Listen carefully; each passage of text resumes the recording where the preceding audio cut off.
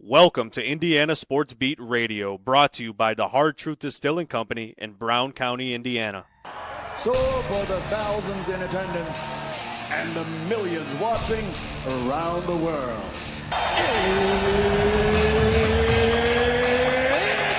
Time! Three on the way. Oh! It went in! It went in! And Indiana wins the ball game! Know your role and shut your mouth, you jabroni! Float game for the win! Ayla's gone. Come on, touchdown, Indy! Woo! I-U! America! They got a football team now! It's pretty simple. I win. Google me. You know that I'm the cream of the crop. Now, from the Hard Truth Studios, here's Jim Coyle. Welcome to another edition of Indiana Sports Beat Radio on this snowy Monday, coming to you from high atop the Hard Truth Distilling Company studios. Luckily high atop because the snow is all abound and all around. I know someone was out there shoveling the snow off of the sidewalk hours ago early in the morning, and then it's covered with inches more since then. But I'm sure that where most of you are, you're also enjoying some snow, but some of you are lucky that you're not. So wherever you are, however you're listening, we appreciate you. Appreciate our great affiliates like 97.7 ESPN, The Ref down in Evansville, and up in the region on 1230 AM, 104.7 FM, WJOB, the voice of the region, and of course in Fort Wayne on Fort Wayne's only sports station, 1380 The Fan. Keep it locked right here for the best in sports content and coverage all day long. Welcome aboard. Looking forward to talking to Don Fischer here in just a little bit. Greg Rakestraw will join us. I don't think that the snow is going to affect your enjoyment of yesterday's win by Indiana basketball as they are back on the floor. The Colts end their season in Colts style. They win in overtime over one of the worst teams in the league, but they do get the win, albeit a little bit too late. But yeah, Indiana gets a huge win yesterday in basketball. That was a little unexpected. And, you know, if you hear me talk about, you got to find places to, Indiana, this team has to find places to steal wins. And I would put that in that category of stealing a win yesterday. They go on the road, actually at the Palestra in Philadelphia for a home game for Penn State, but albeit not on campus, although it cool environment, and it's a road game for Indiana, but that counts to me. That's a tough thing to get done. They beat a team that has played well. Excuse me. Holy smokes. Couldn't hit the button quick enough. But road wins are not something Indiana has done well. And that's a tough win. And there's no other way to get it. Yeah, I bet there's no snow in Florida there, Brian. But it continues to prove something to me. And while Indiana has had to continue to play without Malik Reneau, that means they're having to play without two bigs on the floor at the same time. Hint, hint, hint. But David said he is still not confident Woodson will change anything once Reneau is back. Well, that's the $64,000 question. You know, does he recognize and realize that his team performs better offensively this way? In my opinion, they do. Not that my opinion matters, but the wins show otherwise. It spaces the floor much better, does not clog the lane. It allows Indiana has shot the ball better. It's just it's hard to imagine things otherwise. Andy pointing out the Colts are bringing Chris Ballard back. Yeah, that's a little bit of a surprise. I'm a little shocked. I thought that there would be some changes coming with the Colts. The status quo continues to roll without question. But as far as Indiana basketball, Jordan, also things flow better with one big. Yes, in my opinion, I think that the play on the court shows that. If you just look at how it gets their other players involved, you have got a different style lineup on the floor. And it works. And I think that it would have worked even more so had they been running this all season. I think I'm catching a cold, baby. But it's not too late is the good thing for Indiana. That's why, I have not gotten on the bandwagon of what's going to happen, because I don't know. What if his team starts playing well? What if his team starts playing up to its potential? Then that changes things. But Rick thinks that there was a much better decision making, more under control, less turnovers. And I agree. It puts the ball in the hands of people that are better shooters more often. It does not force the ball down the middle as much. Indiana moving up in the KenPom to 54 was 58 before the Penn State game. And they'll continue to move up if they continue to play like they are right now. That's just how that works.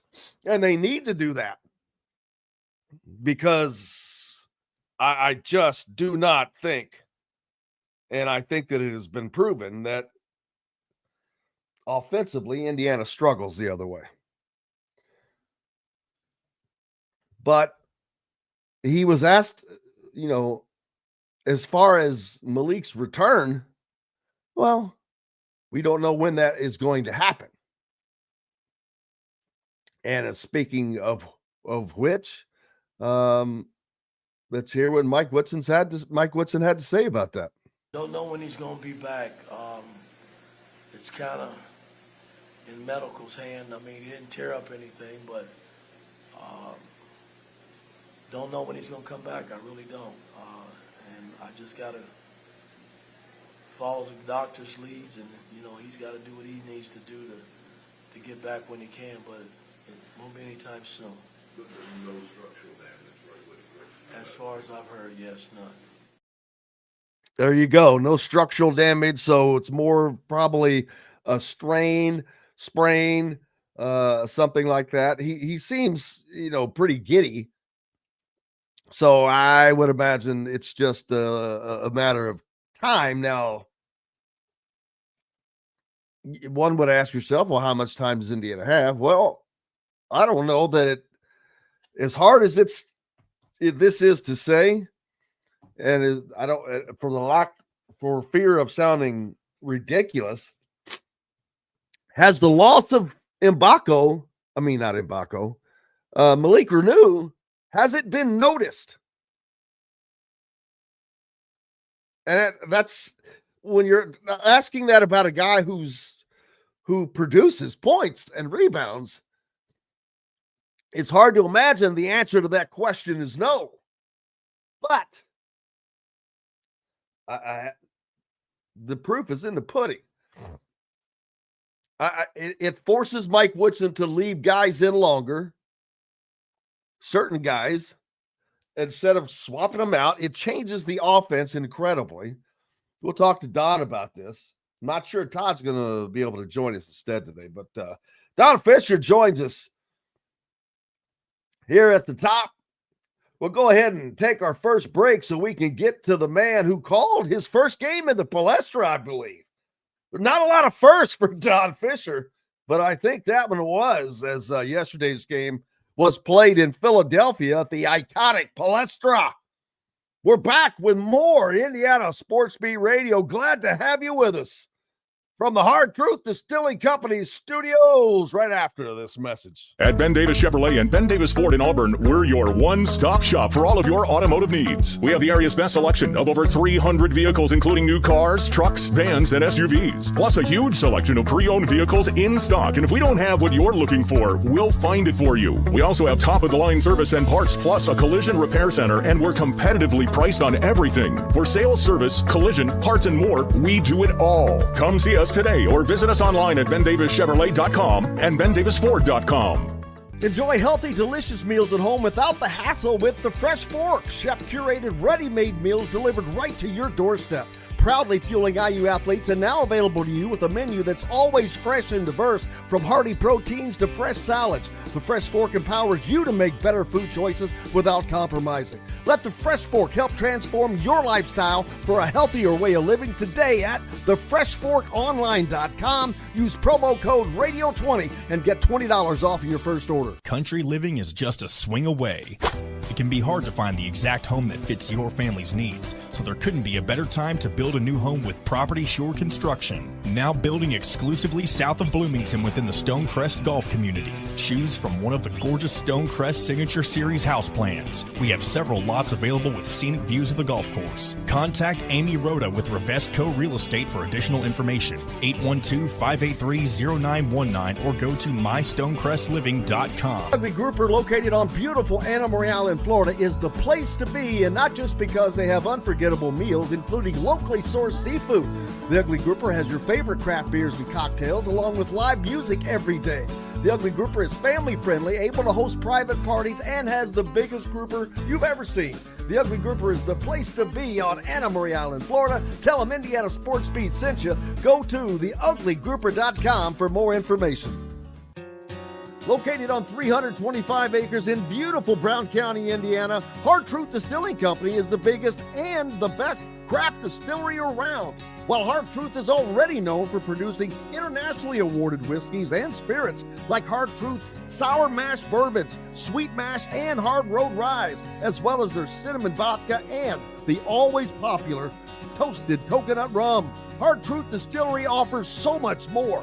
With a full-service restaurant, ATV, and distillery tours, as well as live music, you can spend an entire day at Hard Truth Distillery while making your entire family or group happy. And that's the Hard Truth. Hard Truth products are available across Indiana, as well as many other states. So no matter where you shop, if they don't carry your favorite Hard Truth product, tell them you want the truth, the Hard Truth. Hard Truth Distilling Company encourages you to enjoy all of their products responsibly and to never drink and drive. Welcome back to the Hard Truth Distilling Company studios on this Monday. So glad to have you along as we are now joined by the voice of the Indiana Hoosiers, Don Fischer. Don, I know it was a long weekend for you, having to travel to Philadelphia amongst this weather, but and making it back late. Trust me, I know Chris, our friend Chris Denary, is constantly either calling from an airport or wherever, God's creation. But you guys had a little longer trip, but it was worth it. A hell of a weekend for Indiana. Don, I talk about Indiana this season. They have to find some places to steal wins if they're going to have a successful season. And this is one of those wins I put in that category because, Penn State has been playing very well. This is not your grandfather's Penn State team. The Palestra is a unique, iconic venue, different. It's road no matter what, a road game. And they're playing not with their normal lineup. It's changed, but they get through all of that and come out with a very, very nice Big Ten win. Well, 2 in a row, to be honest about it, because Rutgers has had their number as well. And Rutgers was the first game of the week, and they were able to knock off the Scarlet Knights in that contest, despite Dylan Harper being out for Rutgers. That was, of course, the excuse for the Scarlet Knights. Well, Malik Reneau went out in the first minute of that ball game for Indiana. So 2 of the best players on these respective teams were not in the lineup. But in Indiana's case, I'm not so sure that we didn't see a different Indiana basketball team under the circumstances. Addition by subtraction. Well, exactly. And that's not a knock on Malik because obviously he wasn't available. But the key here is maybe they found something in regard to playing two bigs at the same time. And I say that because in yesterday's ball game, Oumar Ballo was phenomenal, and he was great in the ball game against Rutgers as well. But it just looked like this team looked like they were more cohesive. They had more of a chemistry. And here's the other thing. I think Luke Goody is a part of this because he is one of the best communicators on this basketball team.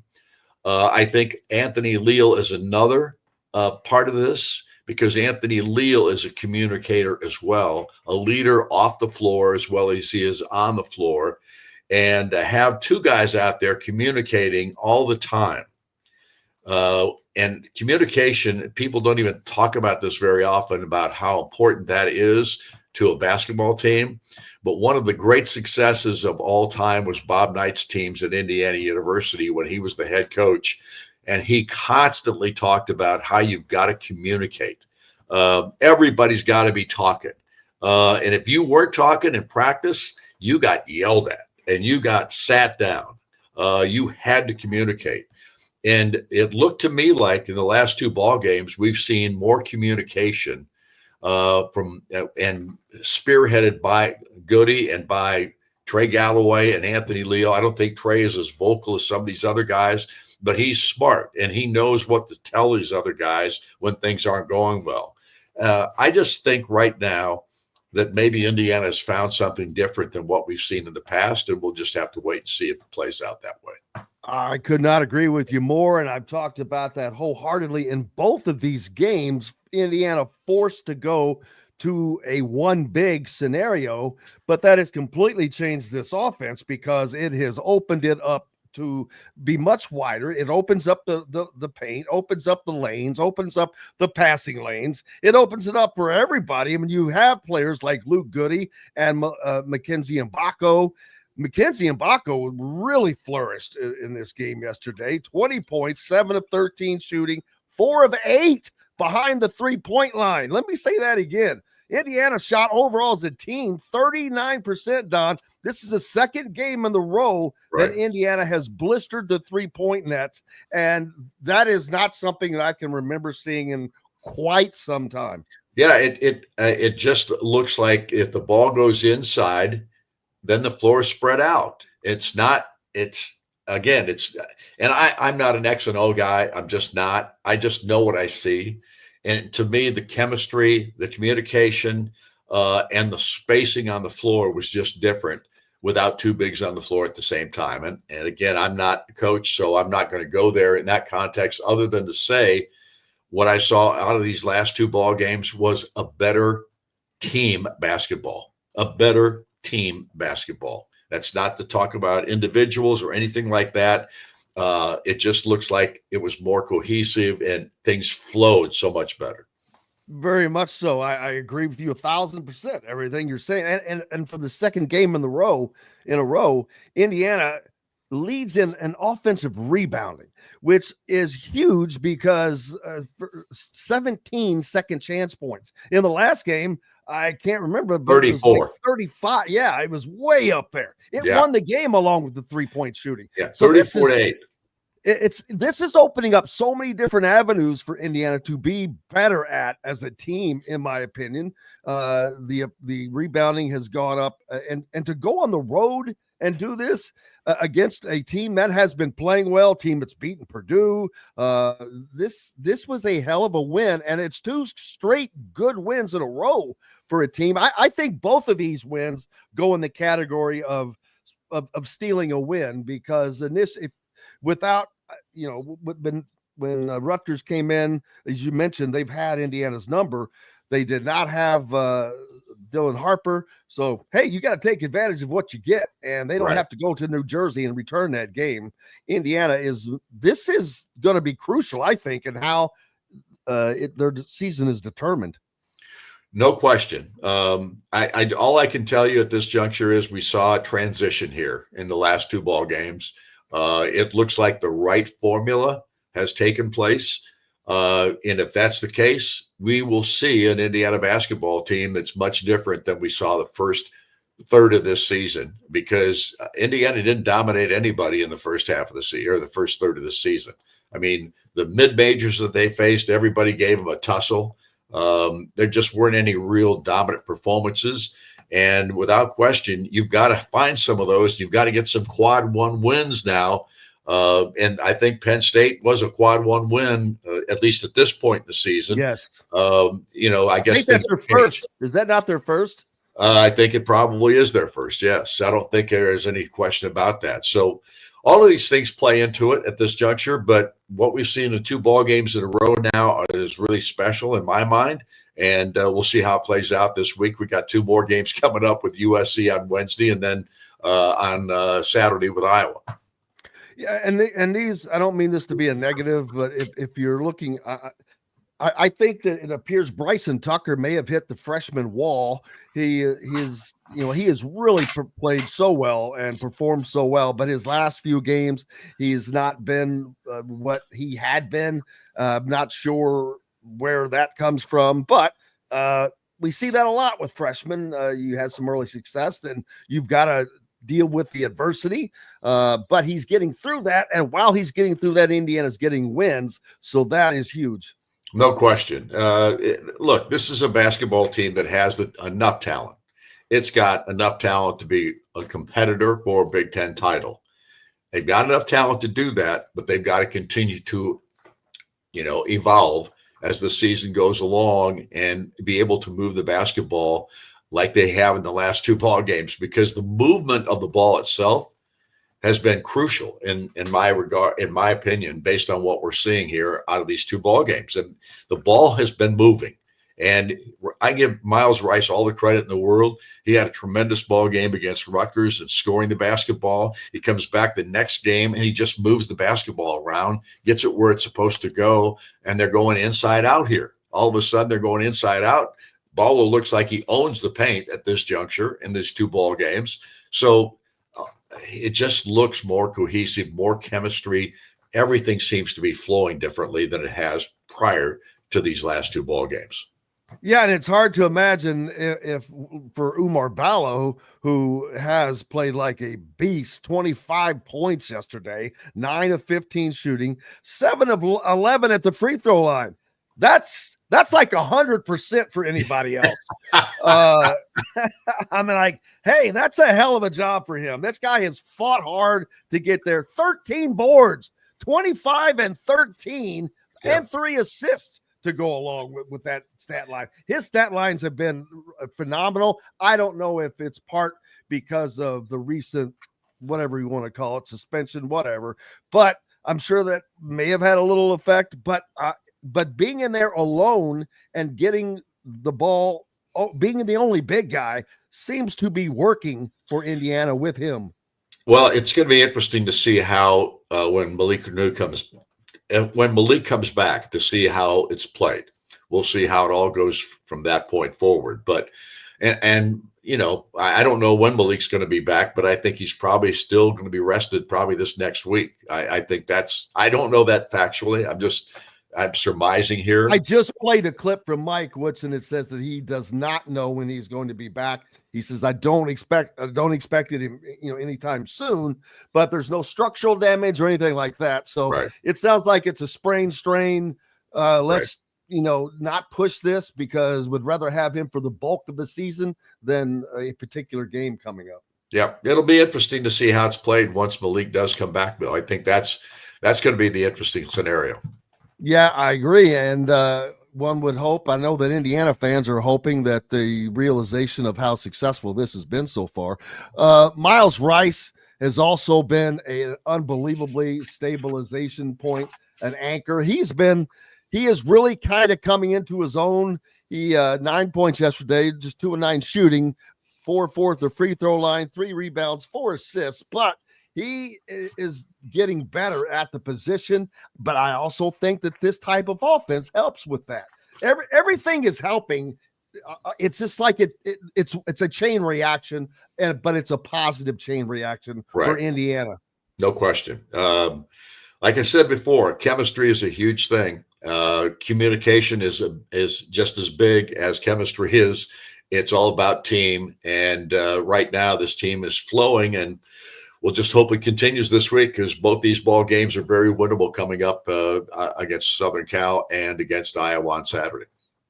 Now, and those games coming up, again, Indiana taking on a Southern Cal team, not exactly having a great season. So another an opportunity to win 3 games in a row, and then to take on this Iowa team that's going to get up and down the floor like they always do. Right. Before we get to that, I'm assuming yesterday was your first chance to ever call a game at the Palestra. It was. I was really impressed with the There building. are very few firsts for Don Fischer at this stage. And damn it, I'm like going, wow, did we have a first? It was a first for me. There's no question. Both times that I've been in Philadelphia, it was for national championship ball games at the Spectrum. And obviously the Palestra was the first time we've had a chance to be in that building. It is really historic. 1927 is when the building came up and when it was built.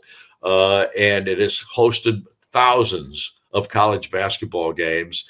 Penn now uses it as their home court, but there are other schools that play there a lot. Penn State has played there. This is the 63rd time that Penn State played there yesterday.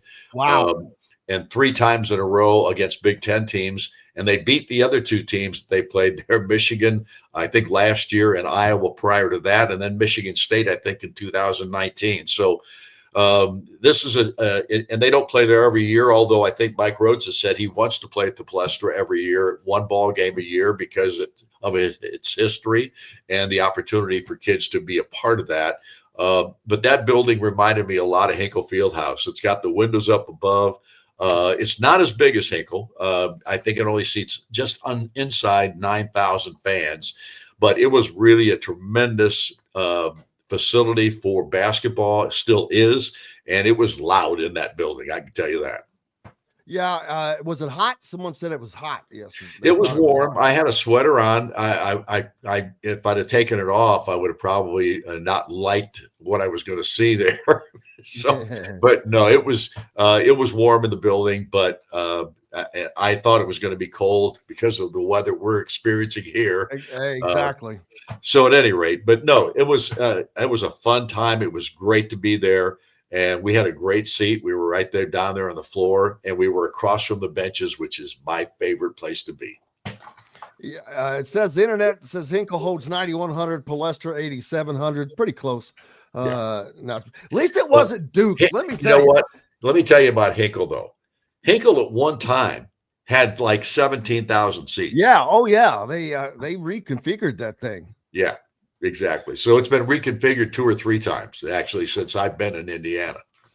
And it's better than, at least your spot there was way better than being at Cameron Indoor, which that for you, I know for you it sucked because they stick you all up in some bird's nest at the top, and you're like a drone looking straight down onto the court. Yeah, it's not. But then the media row is over there with the students right behind him. You will leave with paint on your back from the students leaning over. It's nuts. Yeah. But these old facilities are pretty fun to be a part of. There's no question. Things look great for Indiana moving forward. As like I said, they host USC on Wednesday. Where are we with the coaching shows? Because I know that they've been moved around because of holidays and whatnot. We're supposed to have one tonight. Without question, we don't know whether we're going to have it for sure because of the weather situation and the roads and all those kinds of things. We will let people know so that you can get it out on the air at some point today. We are scheduled to have a show at Hoosier Hanks at 7:05 this evening. Again, I don't know what the weather situation is in Bloomington. I don't live there. I live in Indianapolis or Greenwood, Indiana, actually a south suburb of Indy. I can only tell you at this juncture that we're planning on having a show, and we'll see what happens. It looks like it has stopped snowing is all I can tell you, but we probably got about 10 inches. I'm going to guess. Yep, I would think that's probably right. I felt like I was in a foot of snow when I got to the Bloomington airport after our bus ride that took forever from Indianapolis coming back from Penn State yesterday, or from Philadelphia yesterday. So, Don anyway. Fischer, the voice of the Hoosiers, cannot thank you enough as always, boss. All right. Thanks for having me. Appreciate it, Jim. Yes, Talk to you we soon. will see you Wednesday. Absolutely. Yep. There's the voice of the Hoosiers joining us here on Indiana Sports Beat Radio, brought to you by the Hard Truth Distilling Company Studios. And we're back with more, including Greg Rakestraw after this break.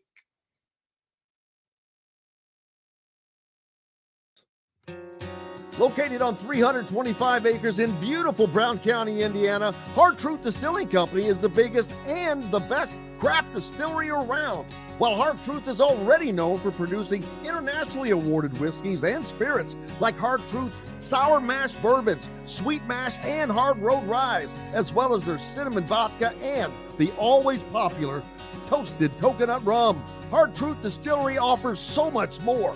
With a full-service restaurant, ATV, and distillery tours, as well as live music, you can spend an entire day at Hard Truth Distillery while making your entire family or group happy. And that's the Hard Truth.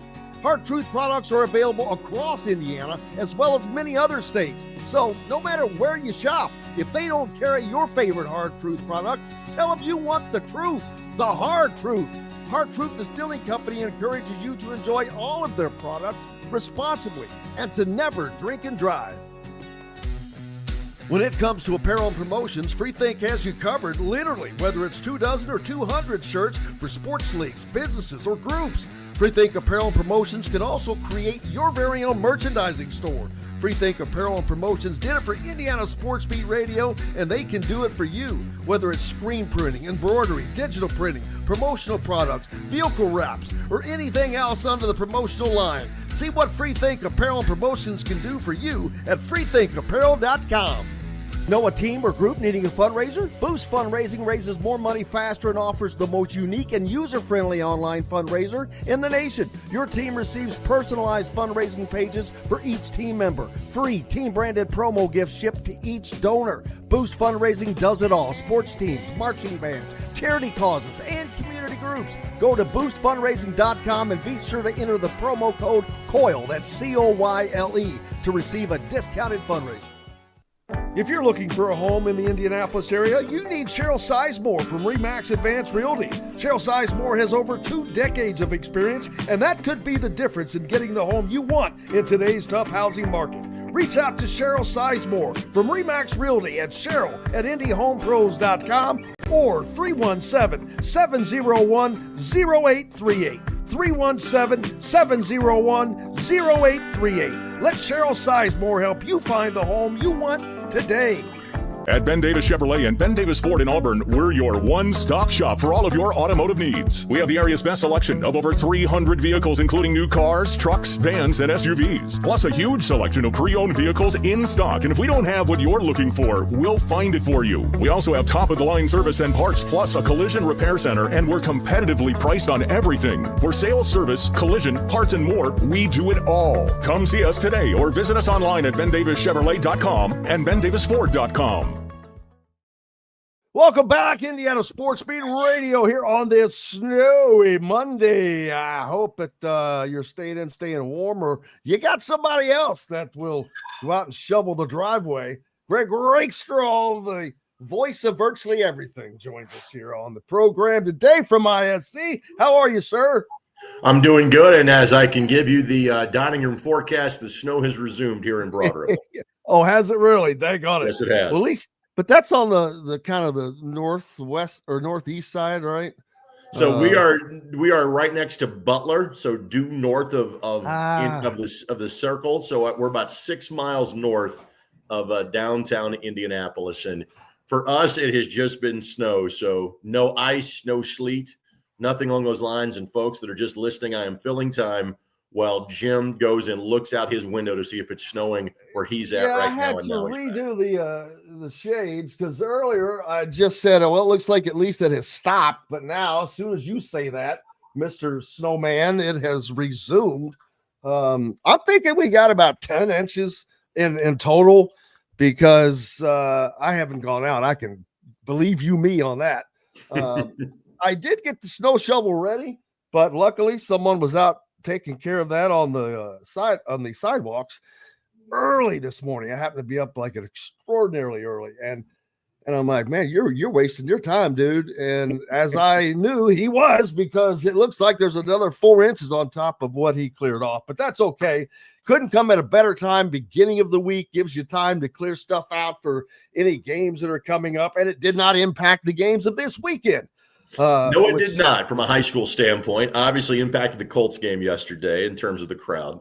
But let's face it, given the lack of importance of that game, it was not going to be a sellout regardless. And it wasn't like other games this year where, other teams' rabid fans gobbled up whatever tickets Colts fans would sell them.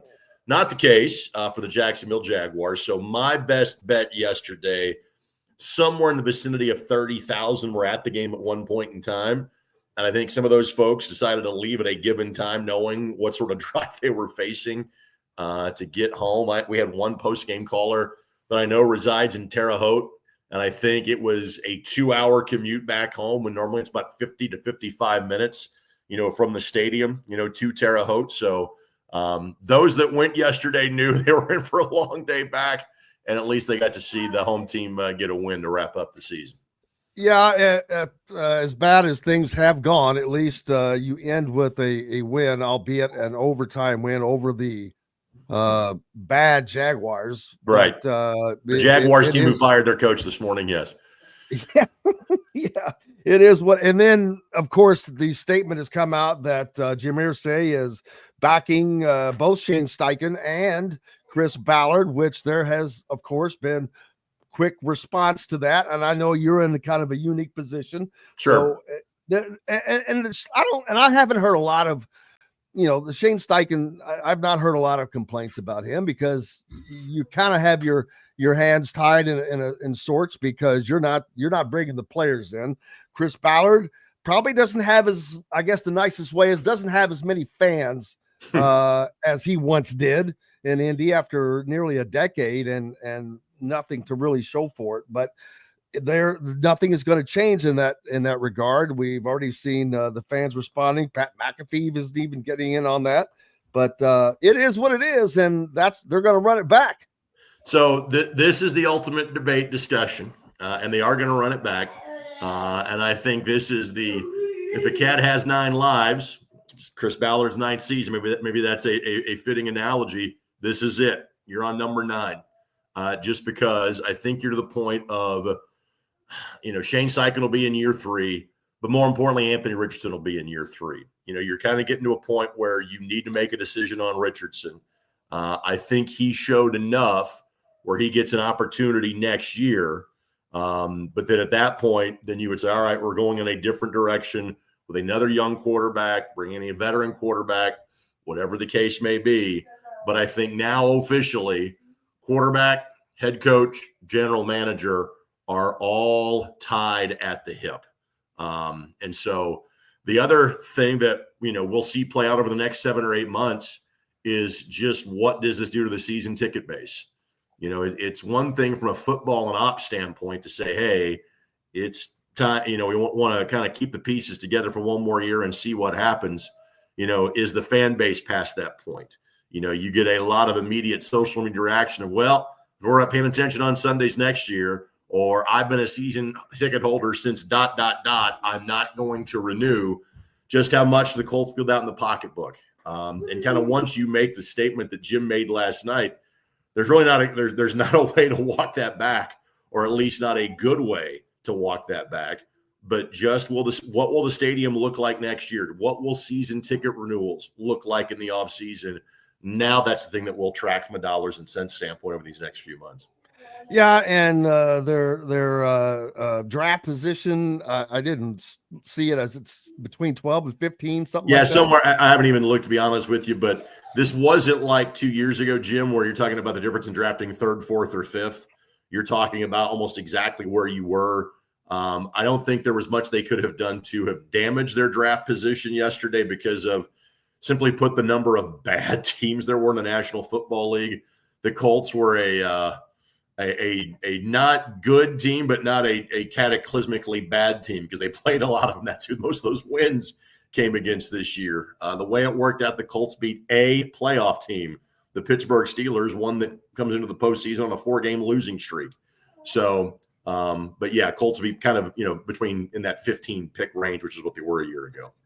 And I guess Irsay was kind of handcuffed a little bit, because if you're sticking with Anthony Richardson, you kind of stick with Chris Ballard because they're married. They're kind of married.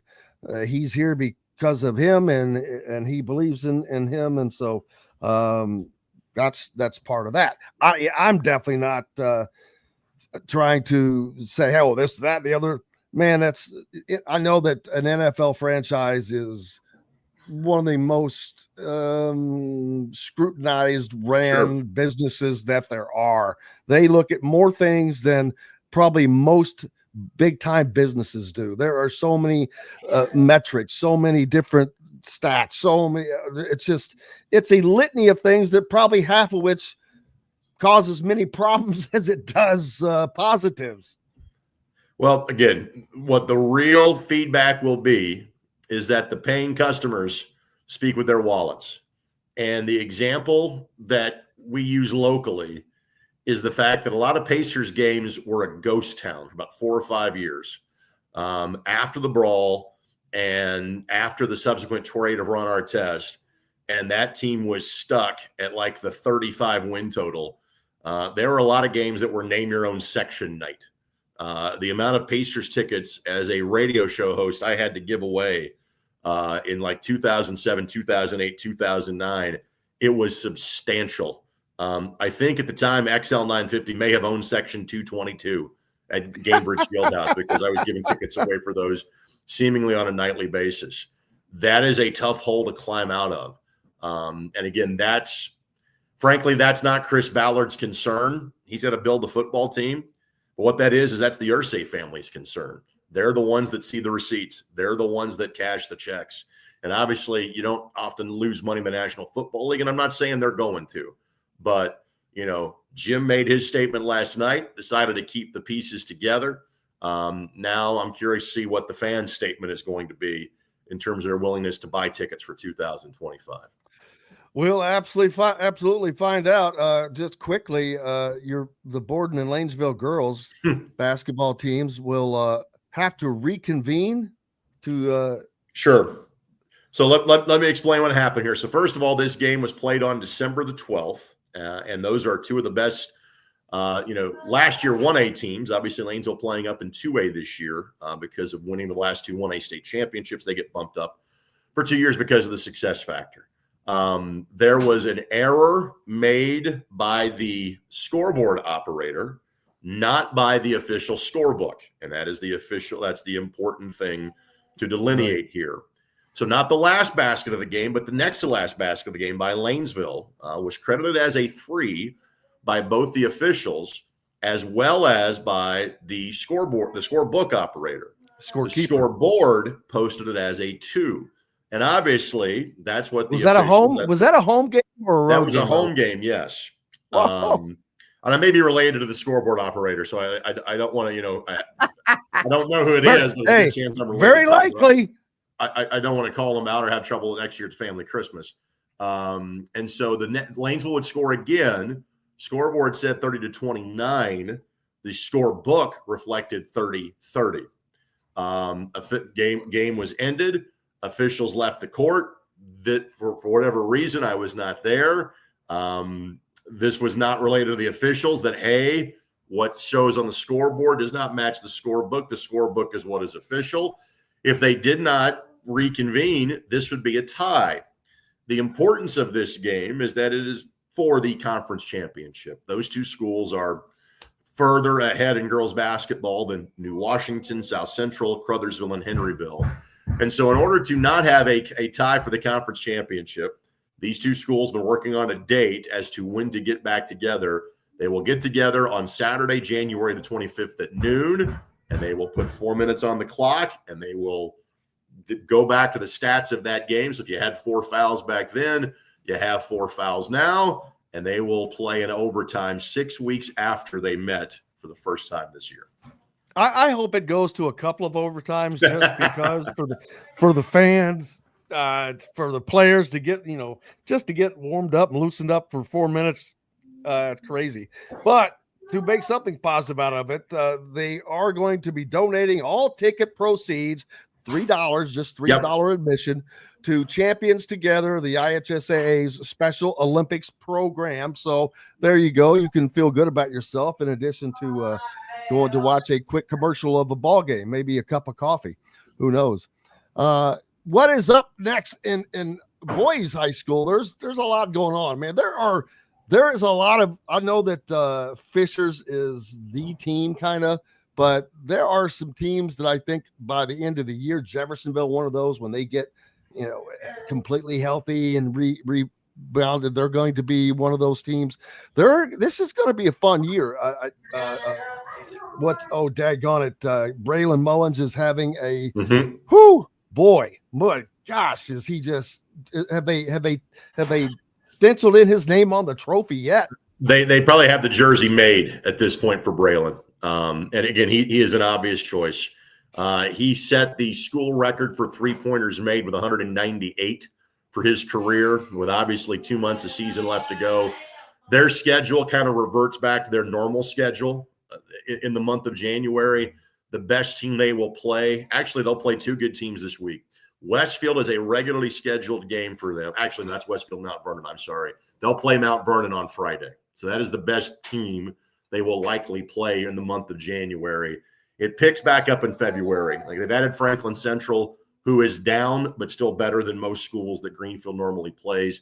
They've added Lawrence Central, who has wins over Attucks and Pike. Not an overly huge team from a height standpoint, but again, better than Greenfield normally plays from a scheduling standpoint. So they'll get a couple of more tests. The big test for them in the sectional will be Anderson. Anderson knocked them off 2 years ago. Anderson's a good team, but again, Anderson doesn't exactly play a great schedule either at this point, just kind of given how things have changed in terms of where the dominant conferences are in the state of Indiana. So Braylon's going to be Mr. Basketball. In terms of 3A and 4A, there are so many quality teams this year. And again, you've heard me say this before, part of what makes 3A great is there are a handful of teams that are normally really good 4A teams that have dropped to 3A because we've shrunk 4A from 100 schools down to about 80 schools. So Cathedral, Attucks, New Pal, Shelbyville's having a really good season for them this year as well. Those are all teams that have been in 4A and will now be in 3A. For example, Jim, I had Cathedral and Carmel on Saturday night. Cathedral won at Carmel by 3. Cathedral is the number one ranked team in 3A this year. It's the first time in 23 years that they have not been in the 4A classification. They've got, Brady Kaler going to Notre Dame, probably another D1 player or two on that roster that are underclassmen. They're one of the best teams in the state, period, and they're not in 4A. They also have to deal with Attucks, who has Desmond Briscoe going to Iowa. Desmond, who's missed some time this year and is now back from an ankle injury. Those teams will see each other likely in the city championship game, which is 3 weeks from now. So how in the world is Desmond Briscoe going to manage at Iowa? Because they run up and down the floor. He's going to be fine, believe me. And Iowa's been recruiting him for the last 2 or 3 years. Desmond's going to be just fine at Iowa. Is it me, or does Iowa always try to get like one kid from Indiana on their roster? So here are the ties on that staff. You are correct. You got to remember, Fran McCaffrey's a former Notre Dame assistant. Fran's roommate when he was at Notre Dame, one of my color analysts and Indiana Hall of Famer Pete Smith. So there's a conduit right there. And secondly, Sherman Dillard, who is their lead recruiter, is the former head coach at Indiana State. Now, again, it's been 25 years ago that was the case, but you are correct. Iowa, both in football and basketball, has always heavily recruited the state of Indiana.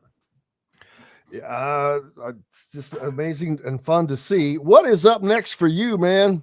All right, if we can dig out of the snow, I've got a game tomorrow night. I've got Hamilton Southeastern and North Central tomorrow night. Then I think that they should be fine by then. I mean, you would think in the city that we would. You guys are all flat up there. It's nothing but flat streets. You sound like exactly how I described to people about driving home from the Colts game last night. I'm like, what are you talking? I got city streets and it's flat. There's no snowdrifts here. We're good. This isn't Lanesville where you cancel school for a week. We're going to be just fine. Friday night, I got Ben Davis and North Central. Ben Davis won the Richmond tournament, 4 games in 2 days, Thursday and Friday. They still don't have Mark Zachary. He's going to be back around February the 1st. So Ben Davis is a team, obviously won it 2 years ago, runners-up last year. You add him to that mix with a month left to go in the season, Ben Davis is going to be a team that can potentially make a deep run in the tournament. So I'll see them on Friday night, and then Westfield and Carmel will be my game on Saturday night. And what's cool about that game is the fact they are naming the court after Bill Shepard and the Shepard family at Carmel on Saturday night. So very thrilled I got a chance to put that on television and broadcast that game as well. One of the biggest names, one of the big names of all time in high school basketball in this state. Were there 3 of them? So you have Bill with his head coach. You have Dave and Billy that were the players. Steve played as well. Then the generation after those guys, Jeff maybe was the best of kind of the next generation after that, who ended up being a great player at Huntington University at the small college level. But Dave and Billy are the 2 guys that one play in the ABA, both went to Butler, had really good careers. But yes, those were the dominant teams of the late 60s, early 70s for the Carmel Greyhounds back in the day. And before I forget, because I was not aware of this last week when you were with us, but last Monday was your birthday. And that snuck by. So happy belated birthday. Thank you. I'm 26. This business ages us. That's the way this works. So, I know. Thank you, Jim. I appreciate that. The camera adds 2 years, but that's okay. And a few pounds, just a couple. I would be remiss. I happened to see, I didn't know this until now, that former Jasper football coach Jerry Brewer passed away. And let me tell you, he was one of the titans of Indiana high school football, man. I remember was fortunate. I went to Floyd Central, but we did not play them. But I coached at Floyd Central for 4 years afterwards. And boy, did we run into them in the playoffs. And they were some of the greatest high school games I've ever seen. Every game between Floyd Central and Jasper, there were like 4 of them in the playoffs, came down to a 2-point conversion. And both teams won by either making one or not getting one. It was amazing. But man, he was one of the winningest coaches in the history of the state. 368, 105-2 over 44 seasons, spanning 6 decades. That was Jasper they're still great in athletics, but he was one of the titans. And they're one of the early adapters, so to speak, in Southern Indiana of high school football being a big deal. They were kind of first. Some of the Evansville schools, obviously Heritage Hills, who won the 3A championship this year, not far from Jasper. But I was lucky enough, one of the first state championship broadcasts I was a part of was the 2001 4A state championship game in which Jerry got his state championship when they beat Delta. And Michael Lewis, who is not Michael Lewis, but Brian Lewis, Michael's younger brother, and now on the IHSAA board, was the star running back of that Jasper team when they won the state championship back in 2001. So I had a chance to interview him at that time. And again, you are right. Until Bud Wright passed him, Jerry was the unquestioned leader in terms of Indiana coaching wins, and obviously a Hall of Famer. And you said it very well, a titan of high school football and a titan of that community too. Without question, from the ISC Sports Network, make sure you are a follower, subscriber, and keep it up with all that Greg has got. Well, I wouldn't say keep up with all he's got going. That's a job for 3 people. Because he does the job of 3 people. But appreciate you, my friend. As always, I hope that you get smooth traveling this week. Again, it's all flat. We're going to be fine. Thanks, buddy. Appreciate you. Greg Rakestraw joining us here on the program. That's going to wrap it up for this hour. We've got more coming up, and we'll do it on the other side from the Hard Truth Distilling Company studios right after this break. Located on 325 acres in beautiful Brown County, Indiana, Hard Truth Distilling Company is the biggest and the best craft distillery around. While Hard Truth is already known for producing internationally awarded whiskeys and spirits like Hard Truth's sour mash bourbons, sweet mash, and hard road ryes, as well as their cinnamon vodka and the always popular toasted coconut rum. Hard Truth Distillery offers so much more. With a full-service restaurant, ATV, and distillery tours, as well as live music, you can spend an entire day at Hard Truth Distillery while making your entire family or group happy. And that's the Hard Truth. Hard Truth products are available across Indiana, as well as many other states. So no matter where you shop, if they don't carry your favorite Hard Truth product, tell them you want the truth, the Hard Truth. Hard Truth Distilling Company encourages you to enjoy all of their products responsibly and to never drink and drive. Andy Moore Honda is Bloomington's #1 Honda dealer for a reason. Buy a new Honda and get a 3-month break from car payments. That's right, no payments for 90 days. That includes the all-new, all-electric Honda Prologue, and you get it for just 0.9% financing. Or the 2024 Honda Ridgeline Black Edition or the Honda Accord LX, both for just 1.9% financing. Get more to your door from AndyMooreHonda.com, Bloomington's #1 Honda dealer and your best place for new and used vehicles. Hoosier Hanks East, located on College Ball Road in front of Kroger in Bloomington, is everything you could want. Great food like their custom pizzas, wings, wraps, unbeatable daily drink specials, live music on Fridays, and Hoosier Hanks East is home to Inside Indiana Football and Inside Indiana Basketball coaches shows hosted by Don Fischer. Be on the lookout for Hoosier Hanks ticket giveaways to Indiana and Colts games on social media. Stop by and meet Hoosier Hank at Hoosier Hanks East on College Ball Road in Bloomington. Hungry for something a little different? Well, head to the Rusty Gator Fork and Ale in Bedford, where oceanic flavors meet southern charm with a Cajun flair, like their loaded voodoo fries, gator bites, or jambalaya, and so much more. The Rusty Gator also has live music each Friday and Saturday night with some of the best local and regional artists around. Visit the Rusty Gator Fork and Ale in Bedford and get your Cajun on. If you're looking for a home in the Indianapolis area, you need Cheryl Sizemore from Remax Advanced Realty. Cheryl Sizemore has over 2 decades of experience, and that could be the difference in getting the home you want in today's tough housing market. Reach out to Cheryl Sizemore from Remax Realty at Cheryl@IndyHomePros.com or 317-701-0838. 317-701-0838. Let Cheryl Sizemore help you find the home you want today. Located on 325 acres in beautiful Brown County, Indiana, Hard Truth Distilling Company is the biggest and the best craft distillery around. While Hard Truth is already known for producing internationally awarded whiskeys and spirits like Hard Truth's sour mash bourbons, sweet mash, and hard road ryes, as well as their cinnamon vodka and the always popular toasted coconut rum. Hard Truth Distillery offers so much more. With a full-service restaurant, ATV, and distillery tours, as well as live music, you can spend an entire day at Hard Truth Distillery while making your entire family or group happy. And that's the Hard Truth. Hard Truth products are available across Indiana, as well as many other states. So no matter where you shop, if they don't carry your favorite Hard Truth product, tell them you want the truth, the Hard Truth. Hard Truth Distilling Company encourages you to enjoy all of their products responsibly and to never drink and drive.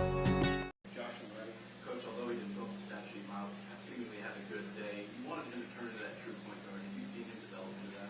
He's doing a fine job. I mean, he's still learning, trying to figure me out, trying to figure his teammates. I mean, everybody on this team, we're still trying to figure it out, man.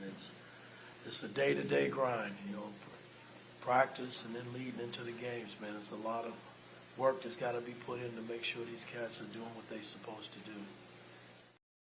Mike Woodson talking about Indiana's squad, his squad yesterday, picking up a huge win on the road in Philadelphia at the Palestra, a kind of a neutral site, but it would be like Indiana playing someone in Indianapolis.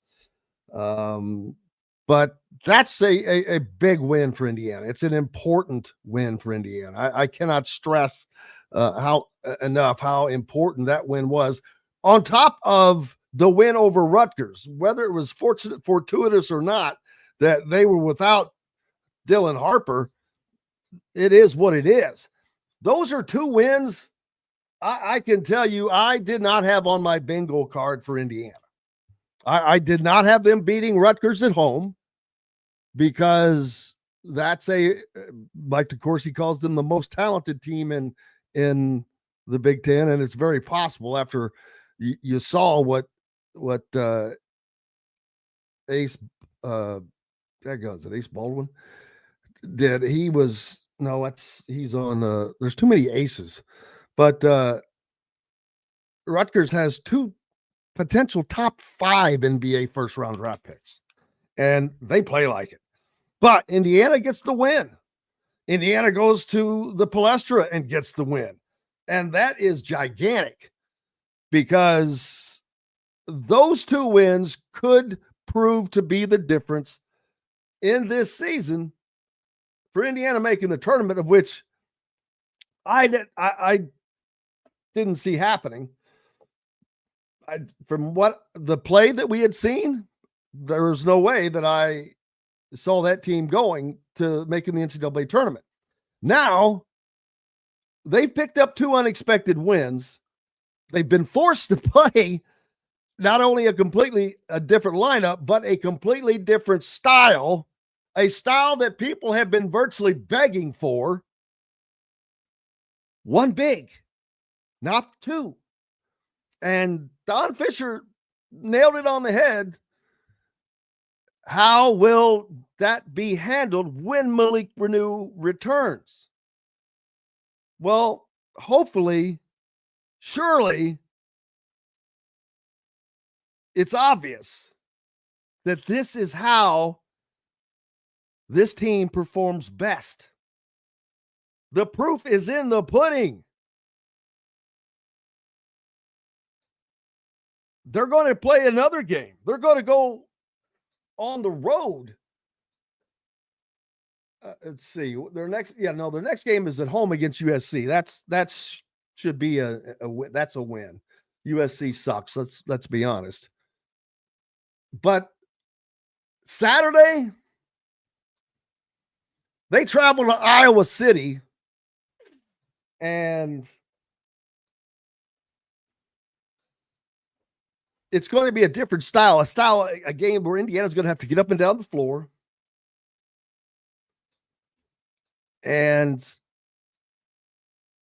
But Don thinks that Umar will be fine with that. Indiana has more talent than Iowa, so it's going to be interesting. If they can go there and get a win, then I'm changing my tune as far as this team's postseason fortunes. It's ironic that their fortunes seem to be ebbing in a positive direction off of an injury to one of their best players. Because the success that they're having without Malik Reneau has nothing to do with Malik Reneau. He's a solid player, but he's kind of a player without a true position, to be honest with you. I don't know. He's not to me, he's not a stretch 4. I'm not sure what he really is. He's a tweener between a 4 to 5, not big enough really to play the 5, not athletic enough to play the 4. That's why I think Indiana has played so much better. The rebounding has gone up because the lanes are open, the shooting, there's more shooting coming, some missed shots, but Indiana's getting more of those rebounds. You know, I mentioned the stats. You know, the last game out, they destroyed Rutgers on offensive rebounds and piled up 34 second chance points. 34 34 second. You're not going to win a game when you give up 34 second chance points. In addition to the fact that Indiana hit 44% from three off of 27 attempts. That was against Rutgers. In this game, they put up 23 and hit 9. Todd Leary is as happy as he could be. Todd was supposed to join us, but he is had a doctor's appointment today and will not be able to join us, unfortunately. Try to get someone else, but yeah, it's amazing to look at this team, and it just makes you really, which not that I needed a reason to question, but why was this not tried before? It's all everybody wanted to see, because the two big thing just didn't work. Never has. It was never successful, ever. Not even with Race Thompson and Trace Jackson Davis. Trace Jackson Davis was dominant, but Race was another. He was just not as good as Malik Reneau. But Malik Reneau is still not a guy that, and it's not Malik per se, it's just that position is a valuable position. And if you don't have someone in it that is someone that can maximize that position, then I think you're losing. And I don't think Malik can maximize the 4 spot. That's just me. What the hell do I know? And how well can he can't dominate at the 5 like Umar Ballo can. And it's not to say that he can't put down a 25-13 game. He has, but it's a hell of a lot easier for Umar Ballo to do it. He played 32 minutes yesterday. Miles Rice, 31 minutes.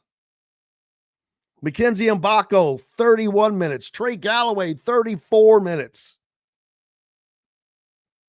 So other than Luke Goody, who has been starting and play in replacement of Malik, Luke Goody was 12 points, 4 of 7 overall, 3 of 5 from behind the 3-point line, 7 rebounds.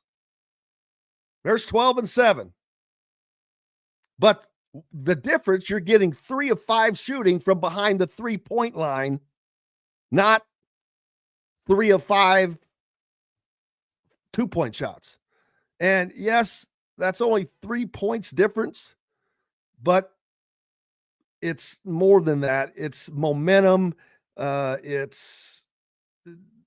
just changes things when you got a guy knocking no shots down. Plus, he's pulling down 7 rebounds. I mean, it's just better for Indiana if they could maintain doing this. The problem is, what do you do with Malik Reneau? You're not going to sit him on the bench. He's going to take away the minutes of not really Umar Ballo, Luke Goody, and I just don't see that as the right swap. I don't see that as a benefit. It's going to be a tough situation. And the best thing for Indiana is, for as dumb as this sounds, is for Malik Reneau to be out for a while.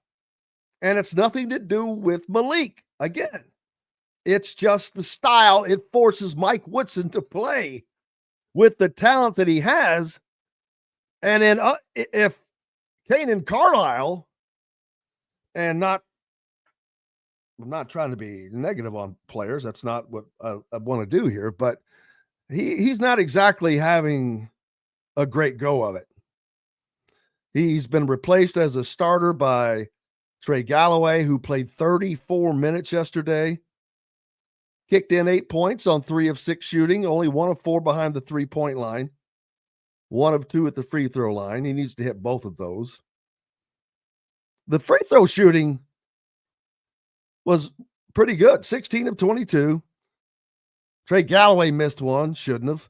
Anthony Leal missed one, shouldn't have. You know, if it's not that, if it weren't for those 2 misses, you're talking 18 to 22, you're 80%. Umar Ballo was 7 of 11.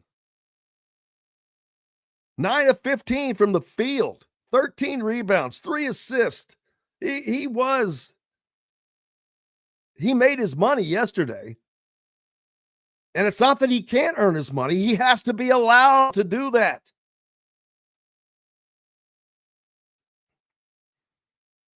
Andrew thinks Carlisle's playing like a freshman. I'm not sure that it's that. I think that it's been difficult for these guys to get in the flow because they've been forced to try to put a square peg into a round hole all summer, all fall, all early season with running the 2 bigs. It's not successful, and it's harder to get any kind of a flow going offensively because everything was predicated around. It's like traffic, having to go through a toll booth. Traffic was flowing fine until you had to stop at that toll booth. Now that jacks everything up. That's what having 2 bigs on the floor is like. It jacks everything up. James says if Malik is your best player and leading scorer, then you will have an average team. The ball sticks in his hands too much and too many silly fouls. Good player, but not a first or second option. I agree. Russell thinks that Carlisle looks very skinny, similar to Crean's. I don't know about that, but I don't think that has anything to do with his playing. Well, yeah, I can't put that one on. Well, Cheryl's joining us. Cheryl Sizemore. She's been shoveling. Must be shoveling snow out in front of one of her wonderful houses she has up on the market. Make sure you reach out to Cheryl Sizemore if you're looking for a home in the Indianapolis area. Andy says the fact we are talking about a coach being forced out of injury to play the proper lineup is extremely telling. Well, yes, but that's not something you didn't know. That's one of the things that aggravates me to no end. Not about you, Andy, but just in general about Indiana fans. There's no point in complaining about something that has been what it's been. And this has been what it's been. It's no secret. You were told it was not going to be that way. I understand. You were told they were going to run. You were told they were going to be more up tempo. I get it. At the end, because at the end of the day, none of that was the case, and it was the same old running 2 bigs, and with a mucked up offense that has not been that successful. Now, an injury has changed that and forced Indiana into the lineup it probably should have been running and should be running from here out. It will be interesting when Reneau returns because I'm telling you, Mike Woodson is not going to sit him on the bench, and Umar Ballo will not be playing 32 minutes. Or Luke Goody won't be playing. And you won't get that 3 of 5 3-point shooting. Hit his only free throw.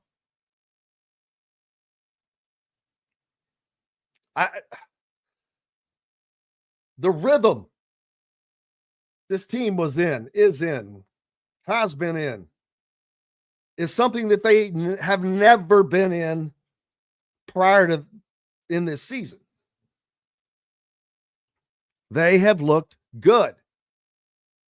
Even when teams start pressing them, they've looked much better. It's like it's so much harder to keep the offense down or bog it down because it doesn't bog itself down as much.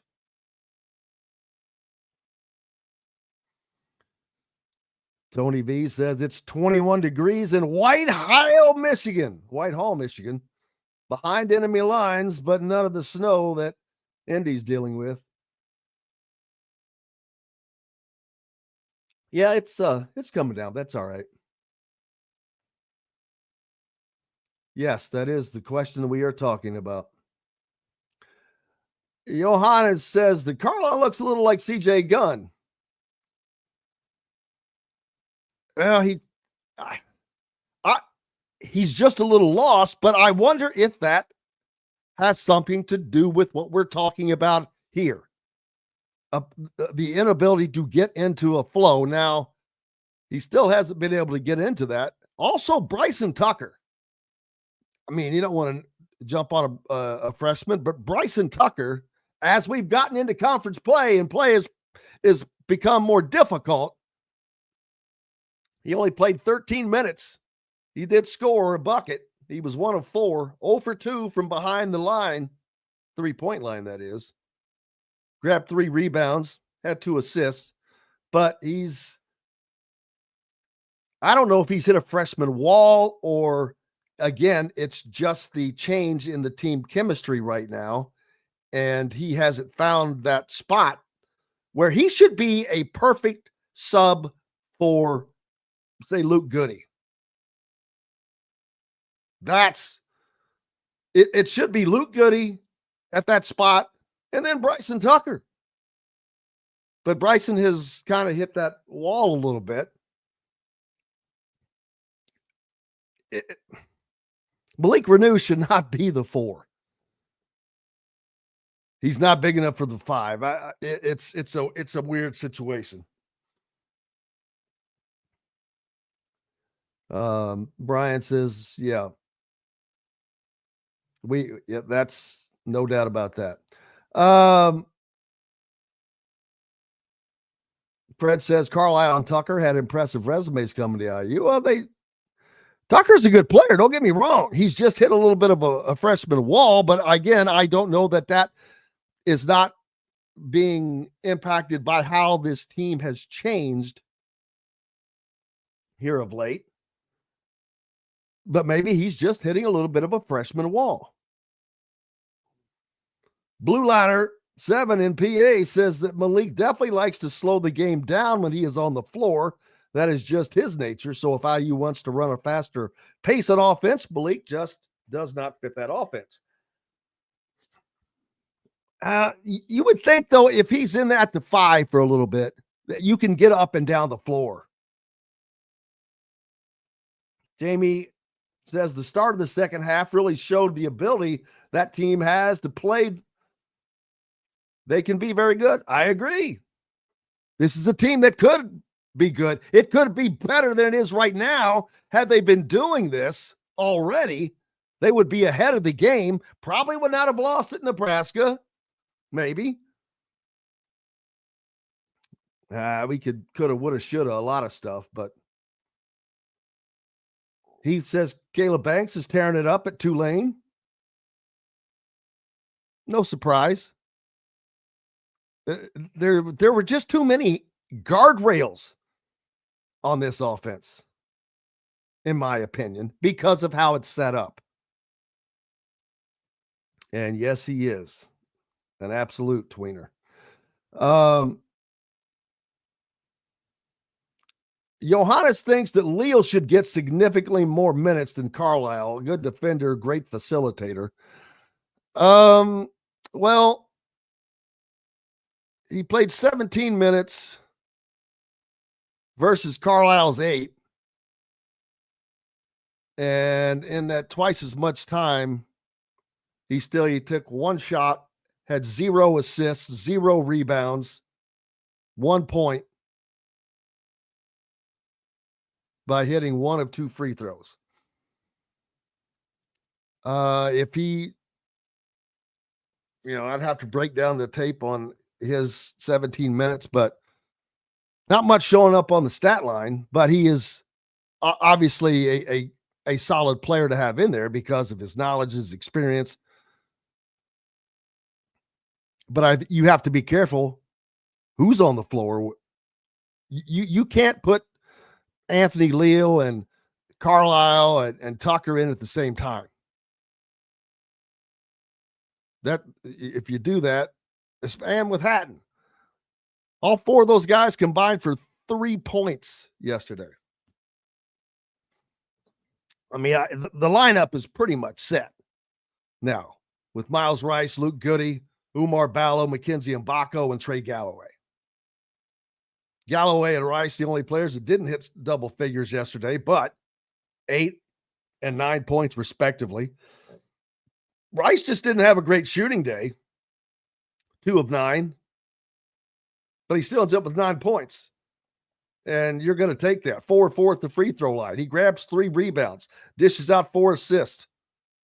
Galloway, 8 points, 3 of 6, 1 of 4, 1 of 2, 3 rebounds, but 6 assists. There's your facilitator.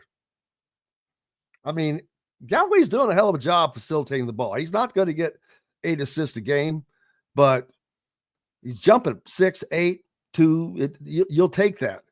Average 4 or 5 assists. That helps make this team better. Continuity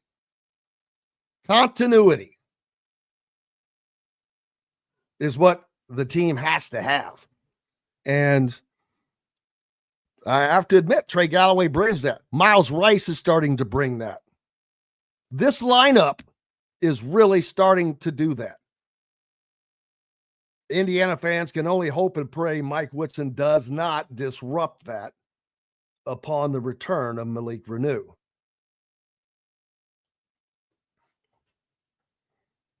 Andy says Rice and or Gallo have to be on the court pretty much at all times.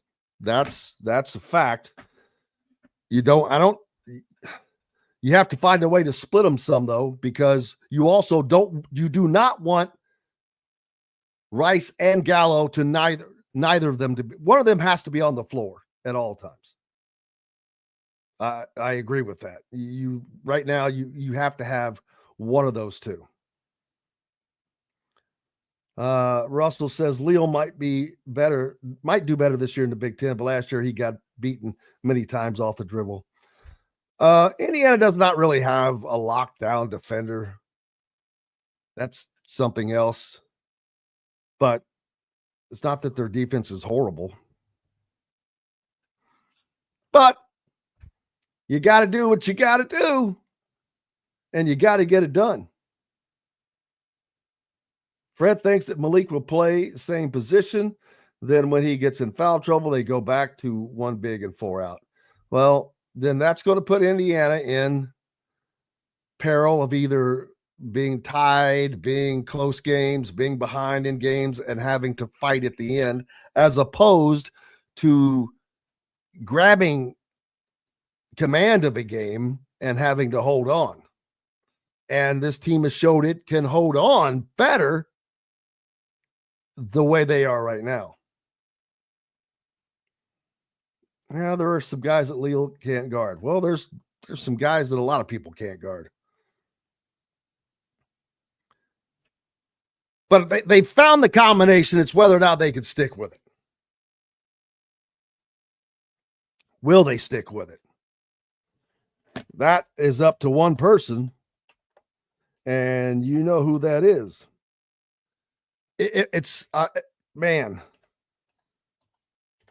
If I get the opportunity, I'm going to ask the question, Mike, with not related to Malik Reneau and his abilities, because he's a great player, don't get me wrong, but with him out and you forced to go to 1 big mainly, this offense seems to be much more free-flowing and successful.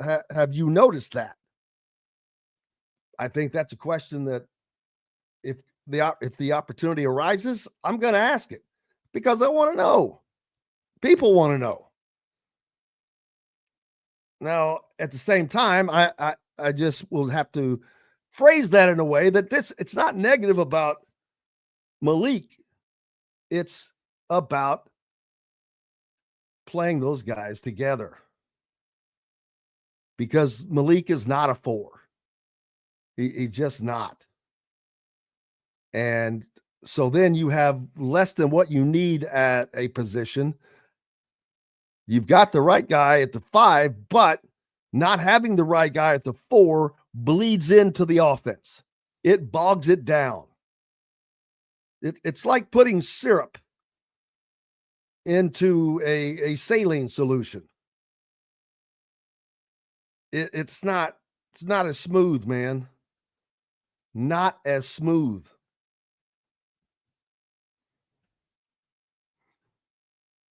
But now this team stands in a position to where they could turn things around. I did not think this team had a snowball's chance in hell of getting things turned around.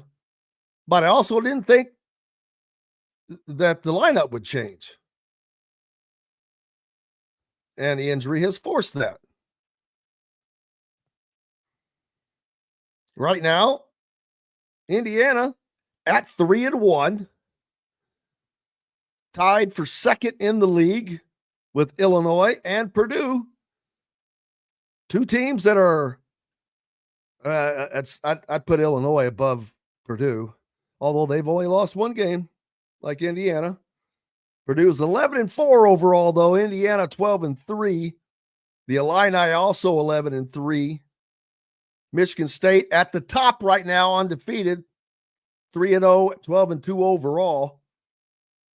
They've won 7 straight. Michigan, Dusty May, sitting in second position. We'll talk more about it. We've got plenty coming up and plenty of more of your comments on the backside as we're coming to you from the Hard Truth Distilling Company studios on this very, very snowy Monday. Indiana gets a huge win last night over Penn State at the Palestra. We'll hear more from Mike Woodson after we get back from these messages. Located on 325 acres in beautiful Brown County, Indiana, Hard Truth Distilling Company is the biggest and the best craft distillery around. While Hard Truth is already known for producing internationally awarded whiskeys and spirits like Hard Truth's sour mash bourbons, sweet mash, and hard road ryes, as well as their cinnamon vodka and the always popular toasted coconut rum. Hard Truth Distillery offers so much more. With a full-service restaurant, ATV, and distillery tours, as well as live music, you can spend an entire day at Hard Truth Distillery while making your entire family or group happy. And that's the Hard Truth. Hard Truth products are available across Indiana, as well as many other states. So no matter where you shop, if they don't carry your favorite Hard Truth product, tell them you want the truth, the Hard Truth. Hard Truth Distilling Company encourages you to enjoy all of their products responsibly and to never drink and drive. Country living is just a swing away.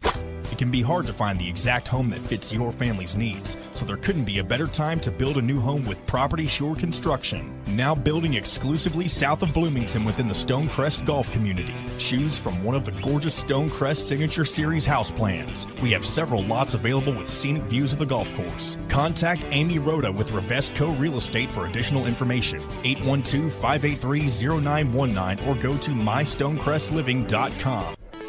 Hoosier Hanks East, located on College Ball Road in front of Kroger in Bloomington, is everything you could want. Great food like their custom pizzas, wings, wraps, unbeatable daily drink specials, live music on Fridays, and Hoosier Hanks East is home to Inside Indiana Football and Inside Indiana Basketball coaches shows hosted by Don Fischer. Be on the lookout for Hoosier Hanks ticket giveaways to Indiana and Colts games on social media. Stop by and meet Hoosier Hank at Hoosier Hanks East on College Ball Road in Bloomington. Whether it's a night out with the family, after work with colleagues, or catching the game with friends, Bubba's 33 is the place for you. Bubba's 33 offers a mouthwatering menu of selections that are all made from scratch every day. The portions are big, but the prices are small. And with over 50 big screen TVs, you'll never miss the big game. Bubba's 33, pizza, burgers, beer. Ugly Grouper, located on beautiful Anna Memorial in Florida, is the place to be, and not just because they have unforgettable meals, including locally sourced seafood. The Ugly Grouper has your favorite craft beers and cocktails, along with live music every day. The Ugly Grouper is family-friendly, able to host private parties, and has the biggest grouper you've ever seen. The Ugly Grouper is the place to be on Anna Memorial in Florida. Tell them Indiana Sports Beat sent you. Go to theuglygrouper.com for more information. Special, man. When you get a chance to win on the road in the Big Ten, that's big time, man, because it's not easy, winning on the road. And you got to figure out your home stands when you play. You can't let games slip away there. And then you got to compete like hell when you get out on the road, man, because teams play well at home. They just do in this league. Yes, they do. That was Coach Mike Woodson of the Indiana Hoosiers talking about getting a huge win last night as Indiana traveled to Philadelphia, the city of brotherly love. They picked up a huge win at the Palestra over Penn State. Penn State, a decent team. I was talking about the standings of the Big Ten and where Indiana is sitting right now. Boy, they're in a hell of a lot better position than I expected them to be. I'm going to be straight up honest. This is a team that just two games ago, I did not see making the NCAA tournament. No way, shape, or form. Now, they've won 2 games. I didn't really expect them to after being forced into a different lineup. And if they will stick with this lineup, that's going to change things. Indiana should be 4-1 after their next game, keeping them up near the top of the standings as Michigan State is yet to play a game. They're 3-0, as is Michigan and Dusty May. The Illini, Indiana, Purdue, your top 5 teams in the conference. Now, UCLA has only played 3 games as well. They're 2-1. Who did they lose to?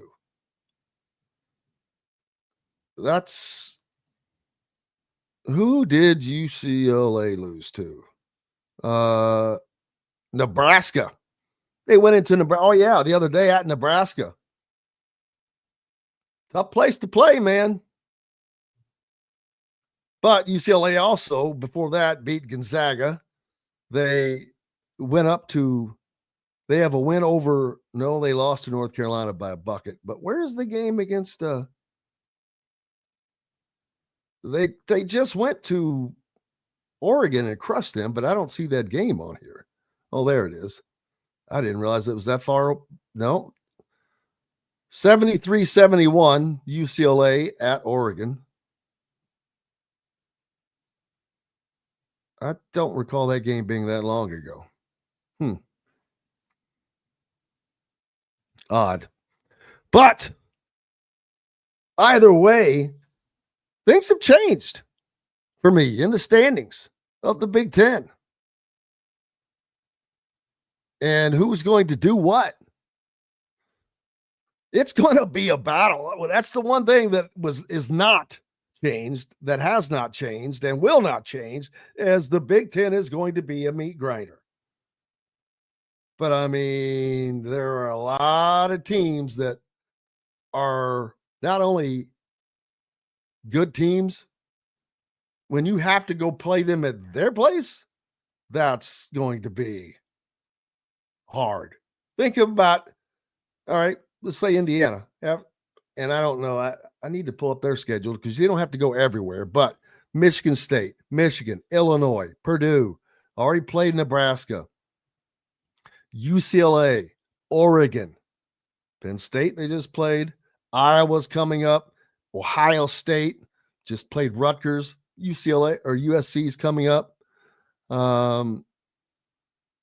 Wisconsin, Maryland. Northwestern's not what they were. They're still scrappy. Washington's not very good. Minnesota's not very good. As a matter of fact, the bottom of the conference is taking shape right now. Minnesota, definitely the worst of the conference, I think. And I think Washington is also in that group.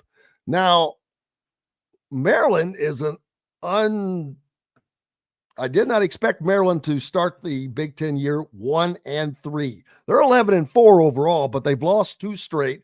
They're 0-2 on the road. They have yet to win a game on the road. Indiana, they're 1-0. Iowa does not have luck on the road. Ohio State not good on the road. Rutgers 0-3 on the road. Northwestern 0-4 on the road. The teams at the bottom cannot win on the road. That's what the importance is going to be. You have to protect home court advantage without question. Well, I mean, that's a given. But when you go on the road and you have an opportunity to steal a win like Indiana just did, that's going to make or break their season to me. That's going to be the difference whether or not they make the NCAA tournament. And now, ask what question, Andy? I missed it. Staying with this lineup and Malik comes back, coupled with defense will be the deciding factor for how good this team could be. But yes, that's what I've been saying for the last 20 minutes. It's the difference. That it's going to be the difference between this team, in my opinion, making the NCAA tournament or not. You cannot play 2 bigs. It does not work. It does not allow for the most success. It does not provide you the best opportunity to win. The current lineup does, without question. We'll see if they can stick with it or not. Does Woody see it? It's not like it's a secret that his stubbornness has stood in the way. The only thing that's standing in the way of his stubbornness right now is he doesn't have a choice of how to do things.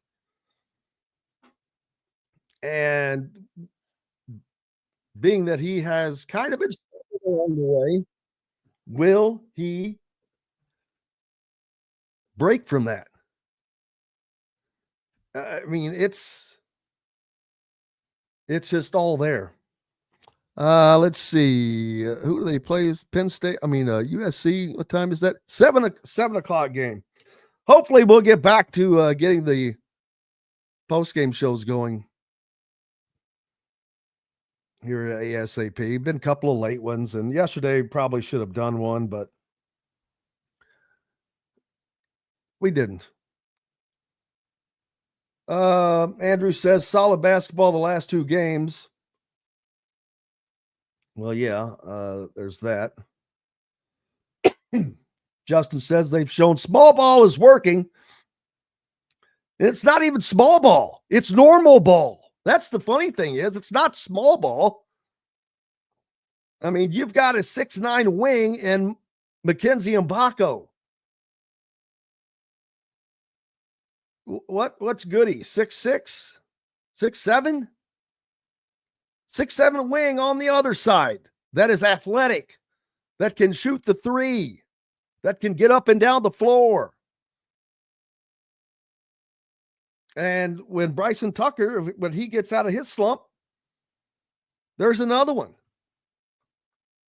I really believe if this team had played this way all season, they would be so much further ahead of the game. They'd have a better record. They'd be ranked.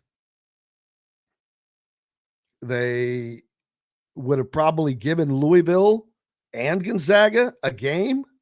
Not saying that they would have won, but not saying they would have lost either. But they have a lot of games in front of them that they can change this now. And I think that the confidence that they get from each one of these should grow with each contest. Next one coming up is Wednesday night at home against the Trojans. A game USC is not good. They're one of the teams in the bottom of the conference.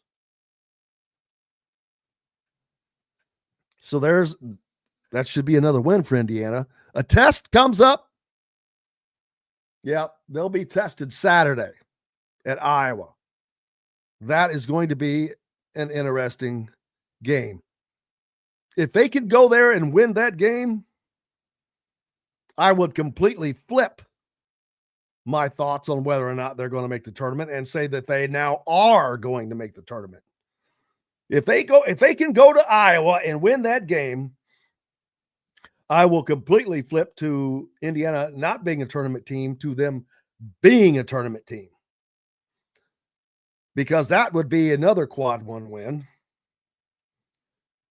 First of all, but more importantly, it shows you can go on the road and win a tough game, because at Iowa, always a tough game. No question about that. No question whatsoever. Hey, we've got to take one more break before we get out of here today. We'll do that now. From the Hard Truth Distilling Company studios, we're back with more. Get your comments in right after these messages. Andy Moore Honda is Bloomington's #1 Honda dealer for a reason. Buy a new Honda and get a 3-month break from car payments. That's right, no payments for 90 days. That includes the all-new, all-electric Honda Prologue, and you get it for just 0.9% financing.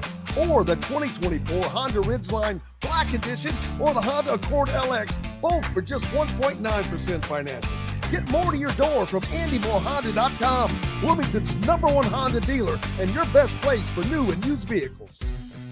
When it comes to apparel and promotions, Freethink has you covered, literally, whether it's 24 or 200 shirts for sports leagues, businesses, or groups. Freethink Apparel and Promotions can also create your very own merchandising store. Freethink Apparel and Promotions did it for Indiana Sports Beat Radio, and they can do it for you. Whether it's screen printing, embroidery, digital printing, promotional products, vehicle wraps, or anything else under the promotional line. See what Freethink Apparel and Promotions can do for you at freethinkapparel.com. Enjoy healthy, delicious meals at home without the hassle with the Fresh Fork. Chef-curated, ready-made meals delivered right to your doorstep. Proudly fueling IU athletes and now available to you with a menu that's always fresh and diverse, from hearty proteins to fresh salads. The Fresh Fork empowers you to make better food choices without compromising. Let the Fresh Fork help transform your lifestyle for a healthier way of living today at thefreshforkonline.com. Use promo code RADIO20 and get $20 off of your first order. Hungry for something a little different? Well, head to the Rusty Gator Fork and Ale in Bedford, where oceanic flavors meet southern charm with a Cajun flair, like their loaded voodoo fries, gator bites, or jambalaya, and so much more. The Rusty Gator also has live music each Friday and Saturday night with some of the best local and regional artists around. Visit the Rusty Gator Fork and Ale in Bedford and get your Cajun on. Located on 325 acres in beautiful Brown County, Indiana, Hard Truth Distilling Company is the biggest and the best craft distillery around. While Hard Truth is already known for producing internationally awarded whiskeys and spirits like Hard Truth's Sour Mash Bourbons, Sweet Mash, and Hard Road Rye, as well as their cinnamon vodka and the always popular Toasted Coconut Rum. Hard Truth Distillery offers so much more. With a full-service restaurant, ATV, and distillery tours, as well as live music, you can spend an entire day at Hard Truth Distillery while making your entire family or group happy. And that's the Hard Truth. Hard Truth products are available across Indiana, as well as many other states. So no matter where you shop, if they don't carry your favorite Hard Truth product, tell them you want the truth, the Hard Truth. Hard Truth Distilling Company encourages you to enjoy all of their products responsibly and to never drink and drive. Welcome back, Indiana Sports Beat Radio, here on this very, very snowy Monday, at least here in the Indiana area.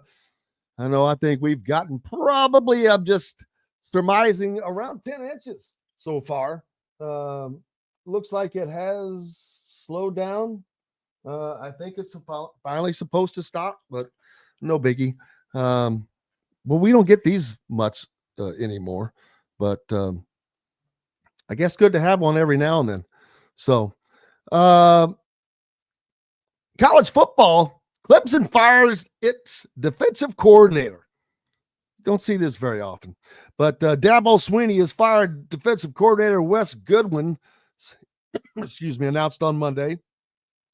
The Tigers' defense, particularly against the run, took a significant step back in the third season under Goodwin. They allowed an average of 160 rushing yards per game. That's compared to, say, Indiana, who allowed 80 to lead the country. That's a big difference. That is a huge difference. A lot of transfers going on. Former USC wide receiver Zachariah Branch and safety Zion Branch have committed to Georgia. Their brothers, former top 100 recruits, looms significant additions to the Bulldogs for next season. Zachariah Branch is the number 9 overall player and number 4 wide receiver in ESPN's transfer portal rankings. And while Indiana and Kurt Cignetti have done a great job, that's the one thing Indiana is going to have to begin adding. They're going to have some NFL players, some guys that are going to play in the league. You need that. I'm not saying at every position, but you have to have playmakers. And Elijah Surratt and Miles Cross and Omar Cooper and all those guys are good. Don't get me wrong. But you need that guy that's just that guy. Whether it's that running back, wide out, you've got to have a couple on each side. Defensive linemen, offensive linemen. You've got to have some of these guys that are going to the next level. It's just, otherwise you can compete. Look at Indiana. They competed, but when you get up against what you get up against, you can't go into a gunfight with a cap gun. And I'm not saying they had a cap gun, but I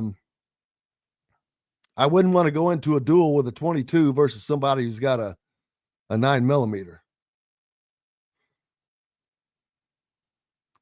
So they just have to beef it up a little bit.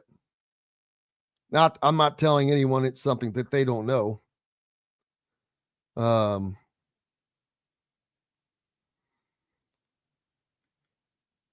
Quarterback Gerard Kawe Sagapalutele flips from Cal via the portal. Boy, they're not having very good luck. So that quarterback first committed to Cal in July before his December 4th flip to Oregon, has signed with the Golden Bears, which is California, he told ESPN on Sunday after ending the NCAA transfer portal over the weekend. He becomes the top-ranked member of the California Bears 25 recruiting class, number 1 prospect from Hawaii, and that's after they lost,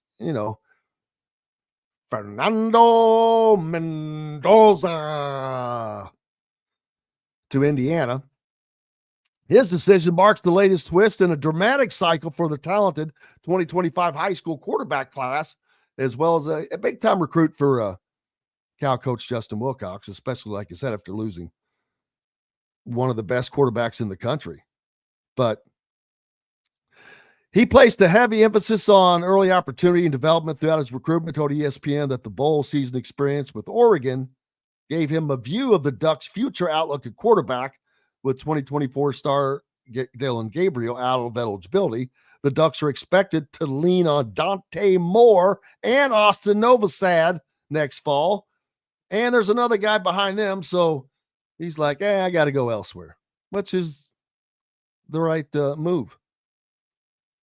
So, as the world continues in college football. Speaking of which, the FCS title game, North Dakota State. You ever notice the FCS is dominated? And I mean dominated by either North Dakota State, North Dakota, South Dakota State, South Dakota, and North Dakota State is playing Montana State. Them dudes can play ball. up in the whatever region you call that, the upper western region, I don't know, mountain region, dominated. Caleb DeBoer came from an NAIA school in South Dakota. South Dakota. Think about it. Always good. Always good. How about Minnesota? Flavor Flav was the celebrity and the Mayo mascot. Guess what PJ Fleck got? He got doused by a jug of mayonnaise. I've got to be honest with you. I think that's the stupidest thing I've ever seen for someone to ask a respected head coach of any team to do that. Nominate one of the players, give them a bonus or something. But if you think for 1 second Kurt Signetti is going to let them dump a damn bucket of mayonnaise on him, or Nick Saban, or Dabo Sweeney, or anybody like that, which odds are that they're not going to be playing in the Mayo Bowl, but you never know in this day and age. But that's a little ridiculous. I mean, I think that there's other ways they could do that. I'm sure it gets a lot of attention, but who the hell wants to get a bucket of mayonnaise dumped on? And I like mayonnaise, don't get me wrong. But Buffalo beats Liberty 26-7 in the Bahamas Bowl. 24-10, Minnesota over Virginia Tech. Big Ten having a nice run in the postseason. Ole Miss took care of Duke 52-10 in the Taxslayer Gator Bowl. The Kinders Texas Bowl, LSU beat Baylor. What is the Big Ten's record right now? Indiana and Iowa are the only two losses that I can think of.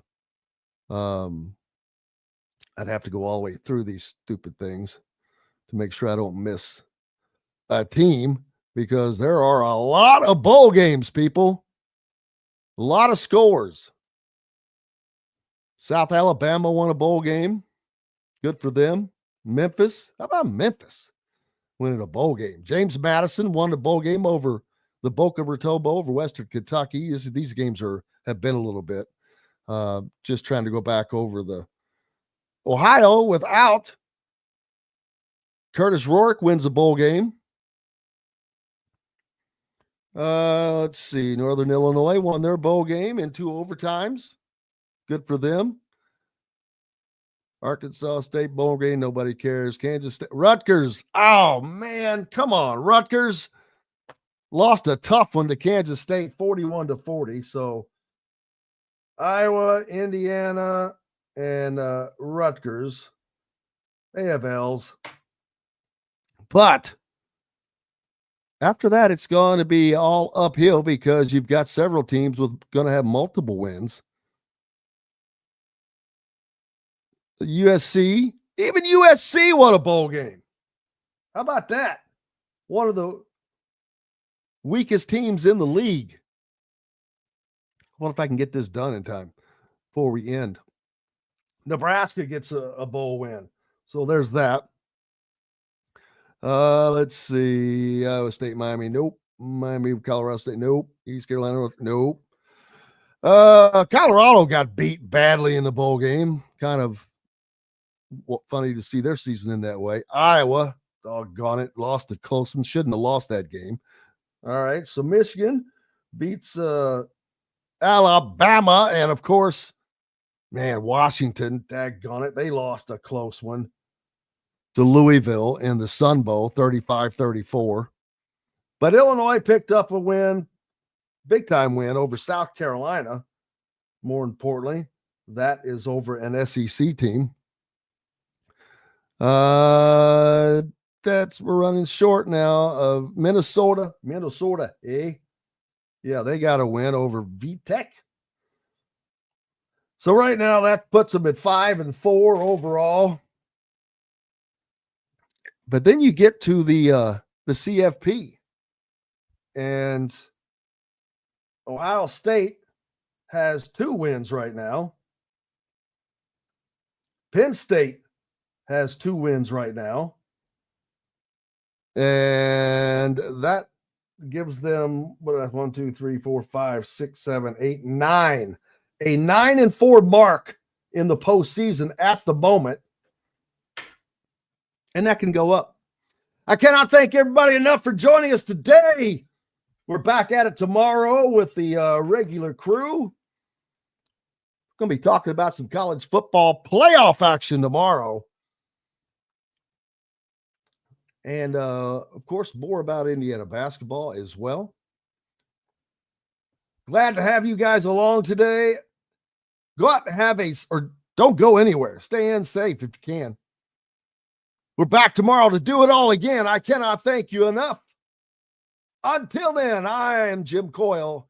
I will see you on the radio. Thanks for listening to Indiana Sports Beat Radio.